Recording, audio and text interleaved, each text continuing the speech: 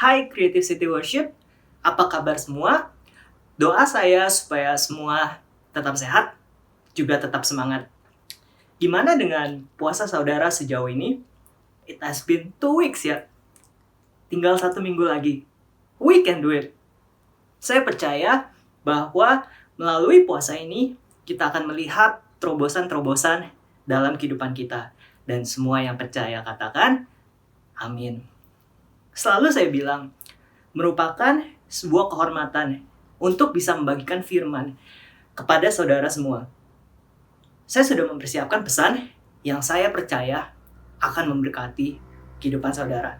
Sebelumnya, mari kita berdoa. Bapa di surga, terima kasih untuk kesempatan ini ya Bapa, di mana kami bisa berkumpul. Walaupun kami masih terpisah secara badan ya Bapa, tapi saya tahu bahwa secara hati kami semua terhubung. Tuhan, Engkau yang gunakan waktu ini, Engkau bicara ke pribadi tiap pribadi. Engkau gunakan hamba-Mu ini ya Bapa untuk menyampaikan firman-Mu. Kiranya apa yang keluar akan seperti benih yang jatuh ke tanah yang subur, yang kemudian akan menghasilkan buah. Tuhan, kami berdoa supaya hidup kami tidak akan pernah sama. Di dalam nama Tuhan Yesus, kami berdoa. Amin. Beberapa minggu yang lalu, ada satu artikel yang menurut saya sangat menarik. Artikel itu basically membahas tentang ini. Negara-negara apa yang paling bahagia di dunia? By the way, klarifikasi dulu. Anda dengar nada bertanya saya, nada yang normal ya. Jadi semua bisa tenang. Karena kalau pas Zoom Fellowship, terus keluar pertanyaan-pertanyaan seperti ini, kayaknya semua orang langsung siaga gitu. Pak Bayu, Larry, kalau Anda sedang menonton ini, tenang, ini bukan tentang Anda. Anyway, kembali ke pembahasan saya. Saya baca, negara-negara apa yang paling bahagia di dunia? Jadi ada peringkat buat 156 negara berdasarkan World Happiness Report. World Happiness Report adalah laporan tahunan yang pertama kali dikeluarkan pada 2012. Tahun 2014 nggak ada report. Jadi World Happiness Report 2020 ini yang ke-8. Laporan ini diterbitkan oleh Sustainable Development Solutions Network, SDSN, yang dibentuk oleh Perserikatan Bangsa-Bangsa, PBB. Untuk bisa keluar dengan peringkat negara, data yang dipakai itu namanya Gallup World Poll, dan fokusnya adalah 6 variabel. 6 variabel itu apa? GDP per kapita, social support, healthy life expectancy, freedom to make life choices, generosity, dan perceptions of corruption. Hasilnya, mungkin sekilas saya kasih lihat top 20. Ada Finlandia, Denmark, Switzerland, Iceland, Norway. Indonesia di mana? Saudara bisa coba tebak. Indonesia ada di nomor 84. Negara tetangga, Singapura di 31, Thailand 54. Kalau Malaysia mirip-mirip di 82. Jadi barusan saya bagi tentang hasilnya. Bagian menarik lainnya dari artikel itu adalah paragraf pembuka si artikel. Ini saya quote langsung paragrafnya, sumber dari CNN Indonesia. Dikatakan begini, polemik undang-undang Omnibus Law Cipta Kerja yang sedang berlangsung di Indonesia menuai beragam komentar di media sosial. Tak sedikit netizen yang ingin pindah kota, negara, sampai pindah planet karena merasa muak dengan minimnya usaha pemerintah membela rakyat kecil. The article is quite funny, right? Memang netizen. Well, hari ini saya mau membahas bahwa lebih dari persoalan mengenai letak, usaha pemerintah, atau 6 variabel yang telah saya sebut yang akan membuat orang-orang bahagia, I wanna propose, kalau kebahagiaan itu sebenarnya selalu ada, dan bahkan sudah ada pada posisi kita saat ini juga. That is, jika kita melihatnya dengan cara yang tepat. Saudara-saudara, true happiness is only found in God. Kebahagiaan yang sejati hanya ditemukan dalam Tuhan. That's why kita sebagai satu gereja akan membahas the higher way, God's way, untuk beberapa bulan ke depan. Penting banget. Dan pagi ini saya ingin membahas sedikit mengenai si kata happy. We say it all the time. We say happy birthday, happy Sunday, happy Easter, happy Independence Day, you name it. Banyak banget. Tapi happy itu apa sih? Happiness, kata benda dari happy yang adalah kata sifat, ya artinya senang. Semua orang tahu informasi ini mungkin. Tapi kita semua tahu nggak sih apa artinya untuk benar-benar senang?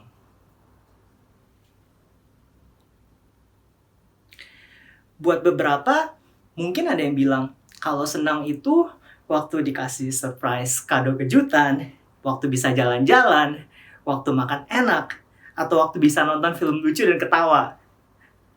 Buat beberapa, mungkin senang itu ketika bisa tidur siang. Waktu hujan-hujan, bisa tidur selimutan. Nah, pernyataan barusan tidak meremehkan kesenangan Anda ya. Well, intinya begini. Everyone wants to be happy. Dan bahkan kita membuat kesenangan itu sebuah pencarian seumur hidup. Kita coba belanja buat cari kesenangan itu.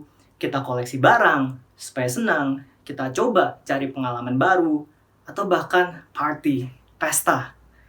Tapi pertanyaan selanjutnya, bagaimana jika barang yang kita koleksi rusak? Uang kita dicuri, jadi nggak bisa belanja. Atau pestanya kelar. Biasanya kesenangan itu akan pergi dan keputusasaan yang akan muncul. Creative City Worship, I want to propose, kalau daripada hanya mengejar kesenangan, ayo kita mengejar sukacita. Daripada kesenangan, sukacita itu lebih dalam dan lebih kokoh. Sukacita adalah keyakinan teguh kita bahwa kasih Tuhan selalu nyata dan bekerja dalam kehidupan kita. Kalau kita bedah, sukacita itu mengandung keyakinan kalau Tuhan akan selalu ada untuk kita, walau bagaimanapun. And I learned this from Kolektif dulu. Happiness depends on happenings, but joy depends on Christ. Kesenangan bergantung pada hal-hal yang terjadi, tetapi sukacita bergantung kepada Kristus. Siapa yang bisa katakan amin? Dan hari ini, saya akan membahas sebuah cerita dari Alkitab yang akan mengajarkan kita bahwa untuk dapat memuji Tuhan, itu bukan masalah tempat. Harus di tempat yang tepat. Itu juga bukan masalah situasi. Harus dengan keadaan yang mendukung. Tapi ini semua merupakan masalah hati. Yang terpenting adalah ini. Apakah kita memiliki hati yang mau percaya kepada Tuhan? Do we trust Him or not? Hari ini, mari kita belajar dari Daniel pasal 3 ya. Daniel pasal 3. Tadi di awal kita bahas tentang pindah negara. Kalau mau pindah, ya kita research dulu negara mana yang bakal jadi tujuan kita. Tapi kalau kita lihat di kitab Daniel, kisah Daniel terjadi setelah serangan pertama Babel ke Yerusalem, yang mana kotanya dan bait suci dijarah. Lalu sekelompok umat Israel dibawa ke pengasingan. Dari yang dibawa, ada 4 orang yang berasal dari keluarga Daud, yaitu Daniel, Sadrak, Mesak, dan Abednego. Jadi ceritanya di sini, Daniel dan ribuan warga lainnya terpaksa meninggalkan tanah kelahirannya untuk pergi ke wilayah musuh, Babel. Ya, dibuang ke Babel lah ya. Dan tempat barunya itu dipenuhi oleh pemimpin-pemimpin yang egois dan penyembah berhala.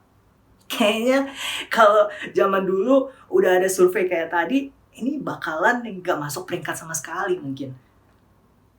By the way, hari ini kita nggak akan bahas si Daniel ya, tetapi kita bahas 3 sahabatnya yang biasanya dikenal dengan nama Sadrak, Mesak, dan Abednego. Karena kalau nama sesungguhnya itu Hanania, Misael, dan Azaria. Ayo kita baca sama-sama Daniel 3 ayat 1-7.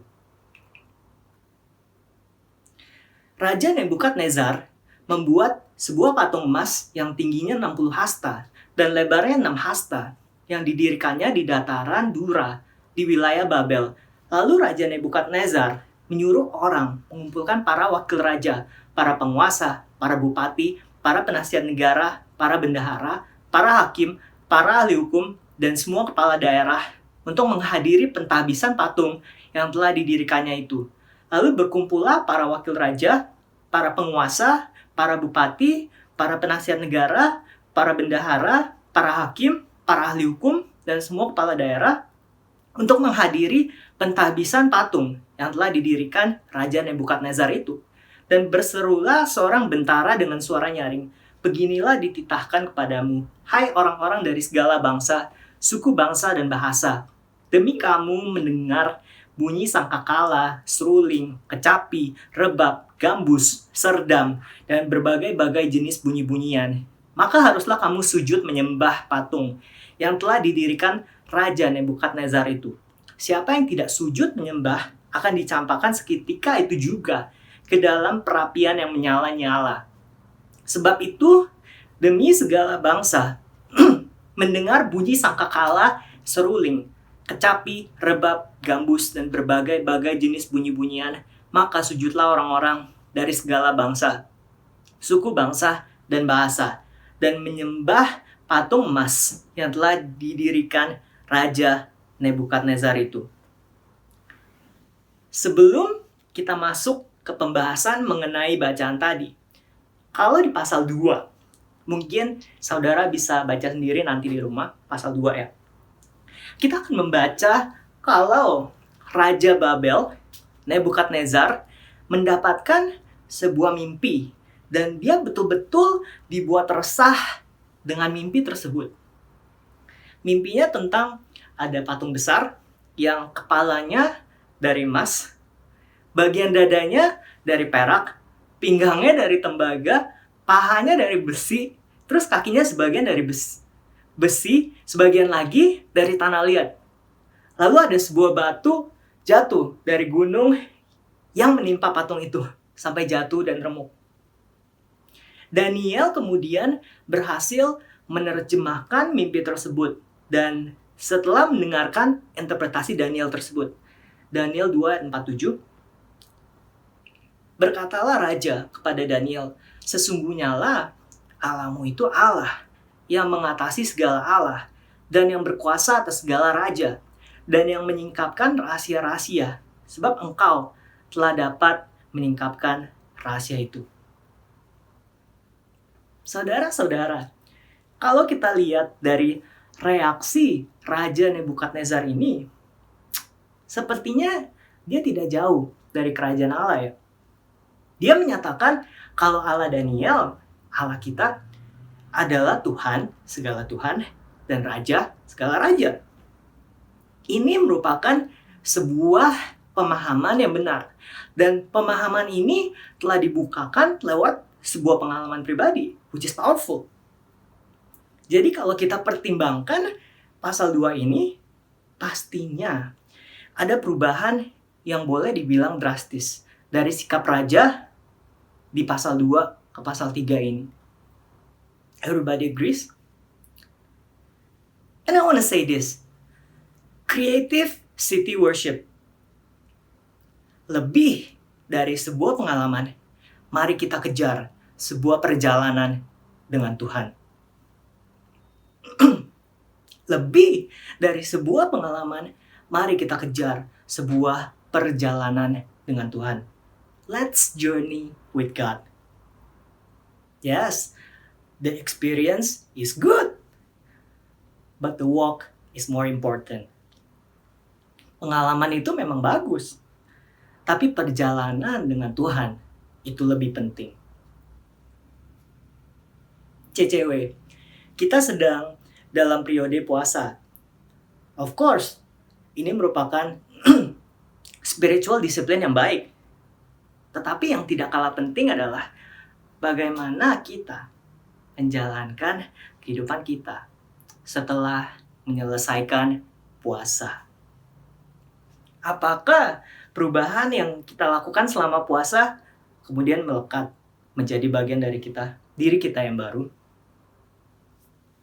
Dan kita lihat di pasal 3. Ada pemaksaan yang sangat ekstrim di sana. Raja Nebukadnezar buat patung, dan kalau nggak disembah, maka orang yang tidak menyembah akan dimasukkan ke perapian yang menyala-nyala. Dengan kata lain, ya dia berusaha memaksakan penyembahan. Saya sangat lega dan bersyukur karena Tuhan kita, our God, adalah Tuhan yang berbeda banget dari Raja Nebukadnezar ini. Dia adalah Tuhan yang memberikan kita kehendak bebas. Dan ada quote yang bagus banget dari C.S. Lewis. Quote-nya begini. If a thing is free to be good, it is also free to be bad. And free will is what has made evil possible. Why then did God give them free will? Because free will, though it makes evil possible, is also the only thing that makes possible any love or goodness or joy worth having. Creative city worship. Tuhan begitu mengasihi kita sampai Dia bisa mempercayai kita bahwa dengan setiap kebebasan yang kita terima, kita akan memilih untuk mengasihi Dia kembali. Tuhan begitu mengasihi kita sampai Dia bisa mempercayai bahwa dengan setiap kebebasan yang kita terima, kita akan memilih untuk mengasihi Dia kembali. Moving on to Daniel 3:8-12, Daniel 3 ayat 8 sampai 12. Pada waktu itu juga, tampillah beberapa orang Kasdim menuduh orang Yahudi. Berkatalah mereka kepada Raja Nebukadnezar, "Ya Raja, kekalah hidup Tuanku. Tuanku Raja telah mengeluarkan titah bahwa setiap orang yang mendengar bunyi sangkakala, seruling, kecapi, rebab, gambus, serdam, dan berbagai-bagai jenis bunyi-bunyian harus sujud menyembah patung emas itu. Dan bahwa siapa yang tidak sujud menyembah akan dicampakkan ke dalam perapian yang menyala-nyala. Ada beberapa orang Yahudi yang kepada mereka telah Tuanku berikan pemerintahan atas wilayah Babel, yakni Sadrak, Mesak, dan Abednego. Orang-orang ini tidak mengindahkan titah Tuanku ya Raja. Mereka tidak memuja dewa Tuanku dan tidak menyembah patung emas yang telah Tuanku dirikan." Negara paling bahagia di dunia. Tadi salah satu variabel terpentingnya adalah social support. Berarti nggak ada nih sama sekali kalau kita bicara tentang Babel. Jelas sekali kita lihat di sini tipe orang yang Sadrak, Mesak, dan Abednego harus ketemu setiap harinya. Sebenarnya kalau kita baca di pasal 2, Daniel 2 ayat 2, dikatakan di sana, lalu raja menyuruh memanggil orang-orang berilmu ahli jampi, ahli sihir, dan para kasdim untuk menerangkan kepadanya tentang mimpinya itu. Maka datanglah mereka dan berdiri di hadapan raja.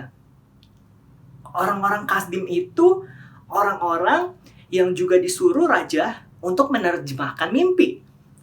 Kalau mereka nggak bisa, maka mereka bakal dipenggal dan rumahnya itu dirobohkan. Dan kenyataannya ya mereka memang nggak bisa. Lalu ada titah yang dikeluarkan supaya bakal dibunuh gitu. Hanya karena Daniel bergerak cepat, gercep, dan mampu menerjemahkan. Maka orang-orang kasdim ini baru bisa selamat. Tapi kita baca, merekalah yang melaporkan ke Raja Nebukadnezar 3 tuduhan untuk teman Daniel, Sadrak, Mesak, dan Abednego. Tidak mengindahkan titah raja, tidak memuja dewa raja, dan tidak menyembah patung yang didirikan raja. So friends, I want to say this. Kita semua punya orang-orang dalam kehidupan kita yang ingin membuat kita jatuh.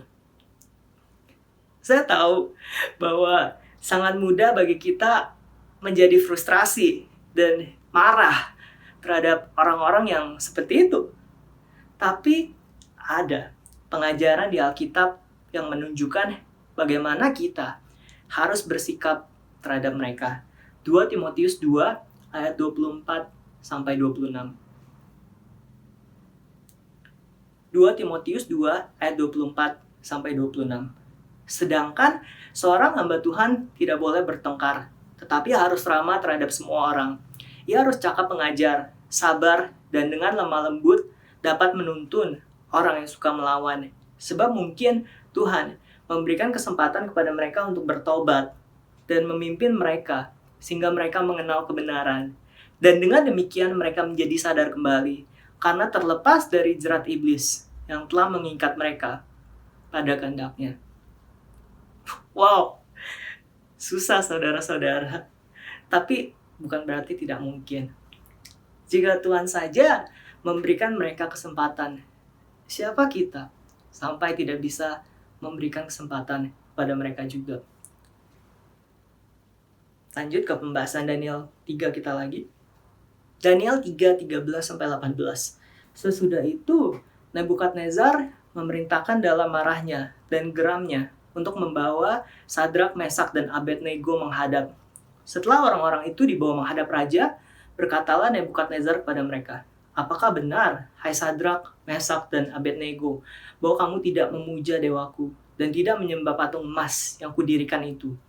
Sekarang jika kamu bersedia, demi kamu mendengar bunyi sangkakala, seruling, kecapi, rebab, gambus, serdam, dan berbagai-bagai jenis bunyi-bunyian, sujudlah menyembah patung yang kubuat itu. Tetapi jika kamu tidak menyembah, kamu akan dicampakkan seketika itu juga ke dalam perapian yang menyala-nyala. Dan dewa manakah yang dapat melepaskan kamu dari dalam tanganku?" Lalu Sadrak, Mesak, dan Abednego menjawab Raja Nebukadnezar, "Tidak ada gunanya kami memberi jawab pada tuanku dalam hal ini. Jikalah kami yang kami puja sanggup melepaskan kami, maka ia akan melepaskan kami dari perapian yang menyala-nyala itu, dan dari dalam tanganmu, ya Raja. Tetapi seandainya tidak, hendaklah tuanku mengetahui, ya Raja, bahwa kami tidak akan memuja dewa tuanku, dan tidak akan menyembah patung emas yang tuanku dirikan itu." Banyak orang di dunia ini yang seolah-olah menjadi bunglon, yang bisa menyesuaikan ke keadaan di sekitarnya. Well, tidak ada yang salah untuk mau berbaur. Tapi Creative City Worship, hari ini saya ingin mengajak saudara-saudara semua untuk melakukan hal ini. Mari beradaptasi tanpa berkompromi. Mari beradaptasi tanpa berkompromi. Karena terkadang hanya untuk bisa berbaur, banyak juga yang rela untuk melanggar prinsipnya. Banyak yang melanggar nilai-nilai utamanya. Dan enggak sedikit yang melanggar Tuhannya. Kalau ada yang masih ingat, terakhir saya khotbah mengenai Tuhan Yesus dicobai di padang gurun. Tuhan Yesus disuruh menyembah supaya dikasih kerajaan. Dan untuk Yesus ada hal yang absolut, mutlak, yang tidak bisa dilanggar sama sekali. Jadi dia tutup sama sekali pemikiran ke arah sana. Katanya, nyala iblis. Beberapa dari saudara mungkin berpikir, ya Tuhan Yesus, dia sempurna. Of course dia bisa. Jadi melegakan banget ketika kita baca di Daniel 3 ini. Sadrak, Mesak, dan Abednego. Manusia-manusia biasa. Sama seperti saudara dan saya. Tapi mereka mampu mengambil keputusan yang tepat. Kita lihat jawaban Sadrak, Mesak, dan Abednego ketika mereka dihadapkan pada sebuah pilihan yang akan membuat mereka berkompromi. Tidak ada gunanya kami memberi jawab. Saudara-saudara, ya, memang betul. No excuse is needed. Tidak ada alasan yang perlu diberikan. Keluaran 20 ayat 3 sampai 5. Jangan ada padamu Allah lain di hadapanku. Jangan membuat bagimu patung yang menyerupai apapun yang ada di langit di atas, atau yang ada di bumi di bawah, atau yang ada di dalam air di bawah bumi. Jangan sujud menyembah kepadanya atau beribadah kepadanya. Sebab aku, Tuhan Allahmu, adalah Allah yang cemburu, yang membalaskan kesalahan bapa kepada anak-anaknya, kepada keturunan yang ketiga dan keempat dari orang-orang yang membenci aku. Dan kita lanjutkan pembelajaran kita hari ini. Respon lebih lanjut dari Sadrak, Mesak, dan Abednego. Daniel 3:17. Jika Allah kami, yang kami puja, sanggup melepaskan kami, maka ia akan melepaskan kami dari perapian yang menyala-nyala itu, dan dari dalam tanganmu, ya Raja. Saya mau share versi bahasa Inggris dari ayat itu. Daniel 3:17. And I'll be reading from NIV. If you are thrown into the blazing furnace, the God we serve is able to deliver us from it, and He will deliver us from your majesty's hand. Dalam bahasa Inggris, kalimat Allah kami yang kami puja itu dibilangnya the God we serve. Dan ketika saya merenungkan keseluruhan satu ayat, si ayat 17 ini, satu hal yang saya dapat ya. Jadi banyak kejadian yang dideskripsikan di ayat itu. Dilemparkan ke perapian yang menyala-nyala, dilepaskan dari perapian, dilepaskan dari tangan raja. But, CCW, hanya satu hal yang berada dalam kendali kita, yaitu pernyataan we serve. Kita melayani.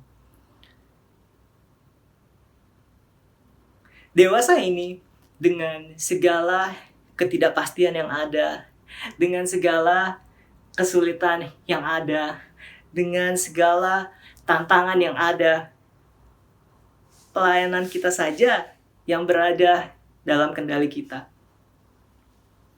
Creative City Worship, bagaimana sikap kita dalam melayani? Apakah sebelum COVID-19 dan sesudah COVID-19 jadi berbeda?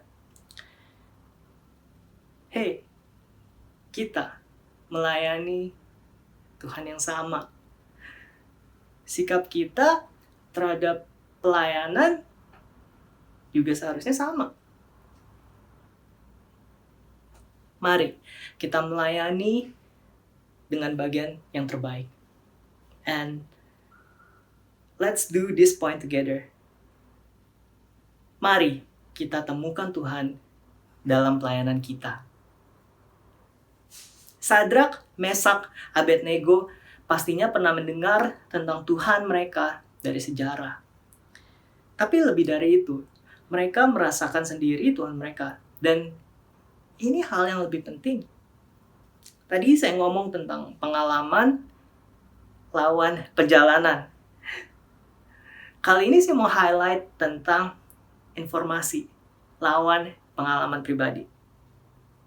It is good kalau kita punya pengetahuan mengenai Tuhan. Tapi lebih penting lagi kalau kita mengalami Tuhan. Growing up, saya sekolah di sekolah Kristen. Saya ditempatkan oleh orang tua saya di sekolah Kristen, lebih tepatnya.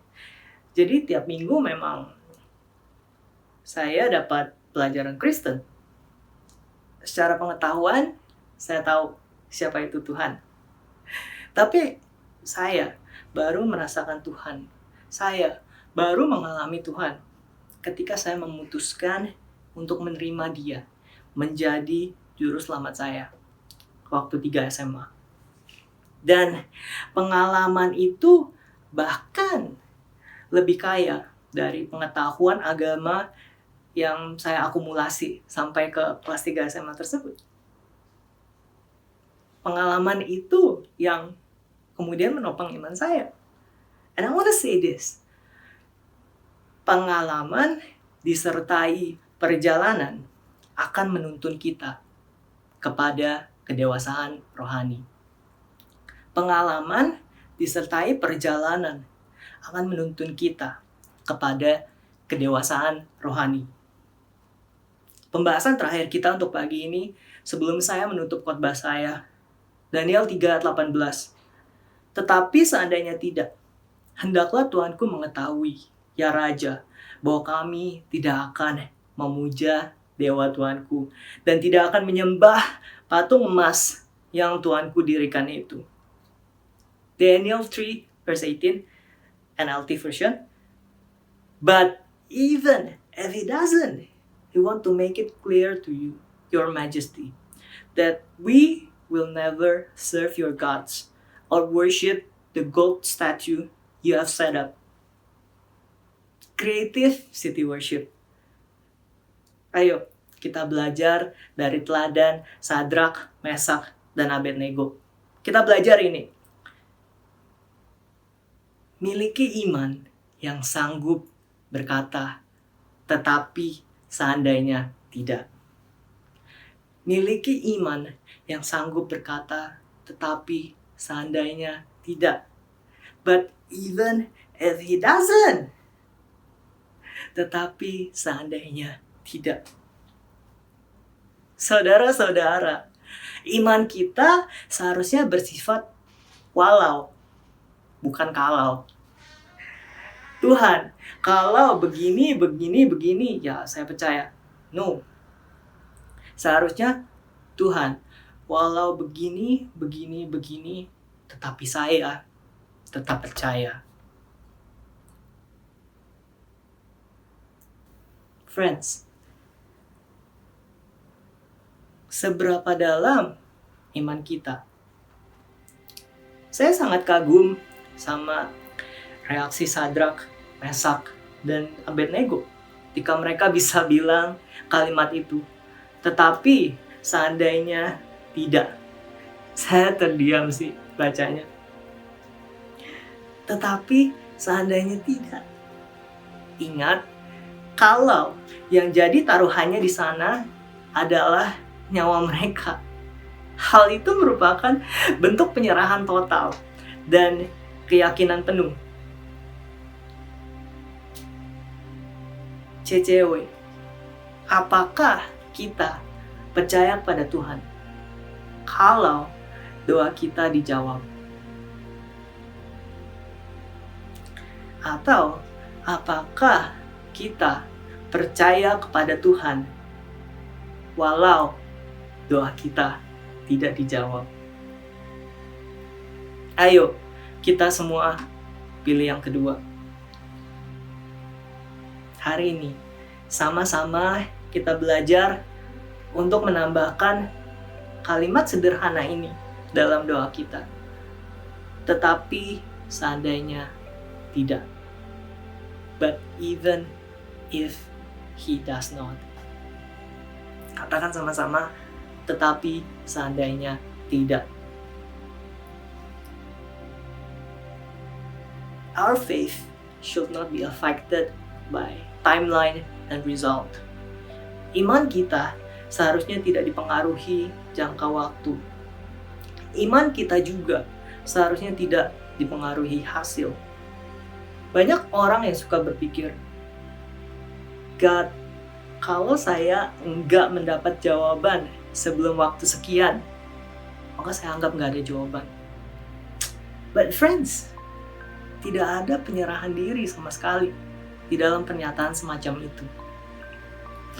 Mari miliki iman yang sanggup berkata, tetapi seandainya tidak. Oke Leo, jadi kalau bisa bilang, but if not, tapi seandainya tidak, keadaan bakal berbalik ya. Unfortunately, bahkan dengan semua tindakan iman ini, tidak berarti kalau keadaan akan langsung jadi lebih mudah. Nanti saudara-saudara bisa baca sendiri ayat 19-23. Setelah tindakan iman, mungkin banyak dari kita yang ingin keadaan langsung berubah 180 derajat. Tapi tidak lantas begitu kenyataannya. Buat Sadrak, Mesak, Abednego, perapiannya diinstruksikan untuk dipanaskan 7 kali lebih panas. Dan mereka diikat erat-erat. As if si raja cannot take the chance supaya mereka bisa keluar dengan selamat sama sekali. But friends, kisahnya tidak cuma berhenti di sana. Apa yang terjadi kemudian adalah bukti untuk penyertaan Tuhan kita dalam setiap keadaan kita yang buntu. Daniel 3:24-25. Kemudian terkejutlah Raja Nebukadnezar, lalu bangun dengan segera. Berkatalah ia kepada para menterinya, bukankah 3 orang yang telah kita campakkan dengan terikat ke dalam api itu? Jawab mereka kepada raja, benar ya raja, katanya, tetapi ada 4 orang kulihat berjalan-jalan dengan bebas di tengah-tengah api itu. Mereka tidak terluka, dan yang keempat itu rupanya seperti anak dewa. Dalam bahasa Inggris, Daniel 3:25, Look, he answered, I see 4 men loose, walking in the midst of the fire, and they are not hurt. And the form of the 4th is like the Son of God. 3 orang yang dilempar, tapi yang tampak adalah 4 orang. Mengapa?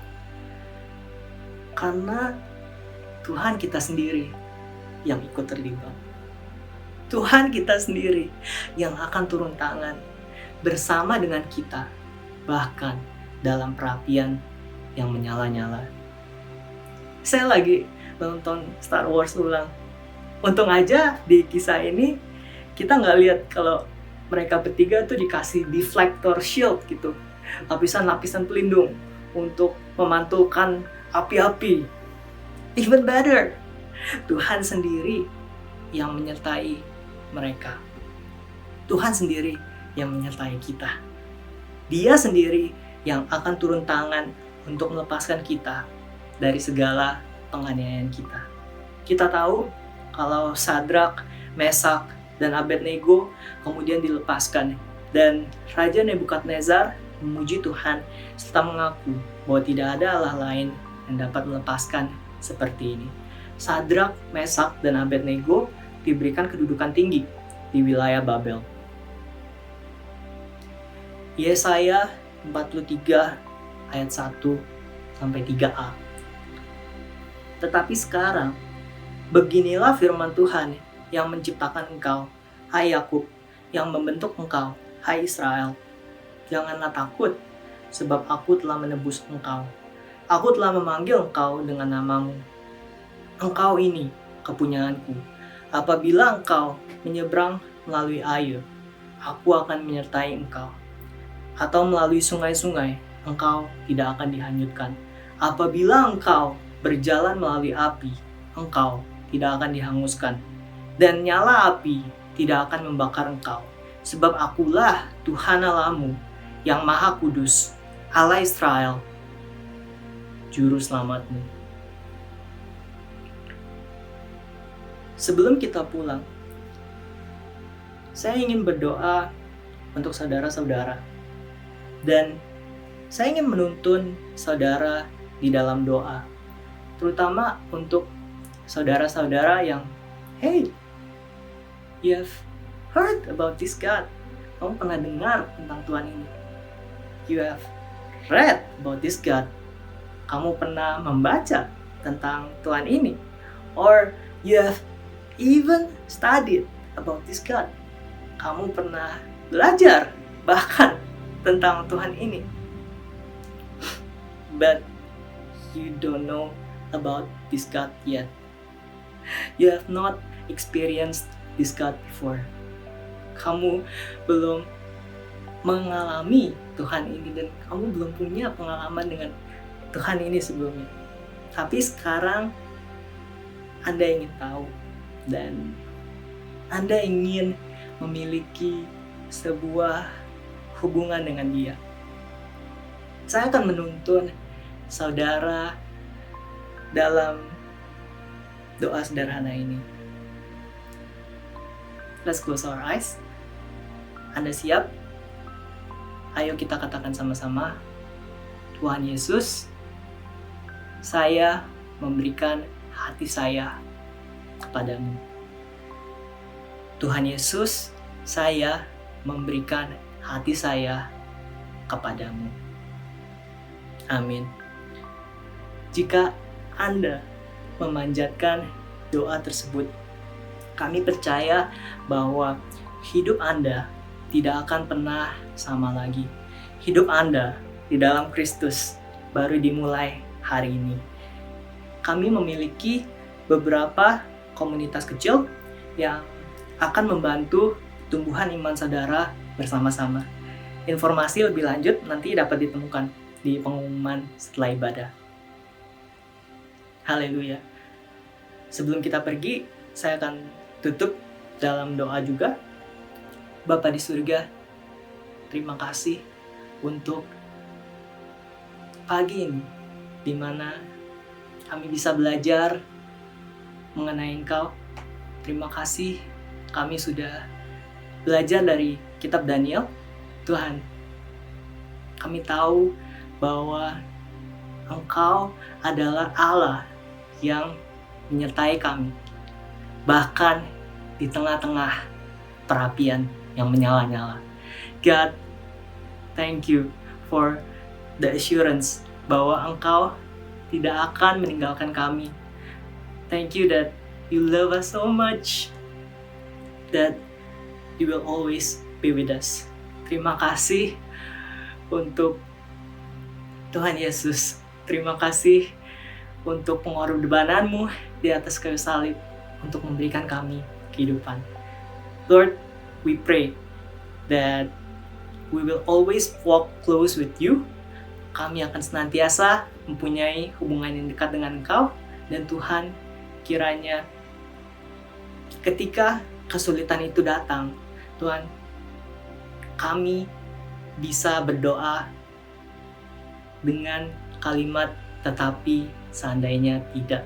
But even if you do not, bahwa bahkan jika tidak, kami akan tetap percaya pada Engkau, kami akan tetap memegang teguh keyakinan kami terhadap Engkau.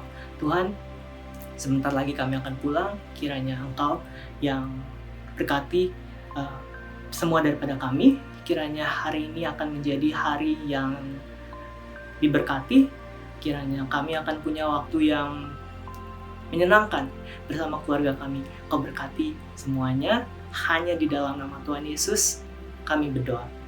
Amin.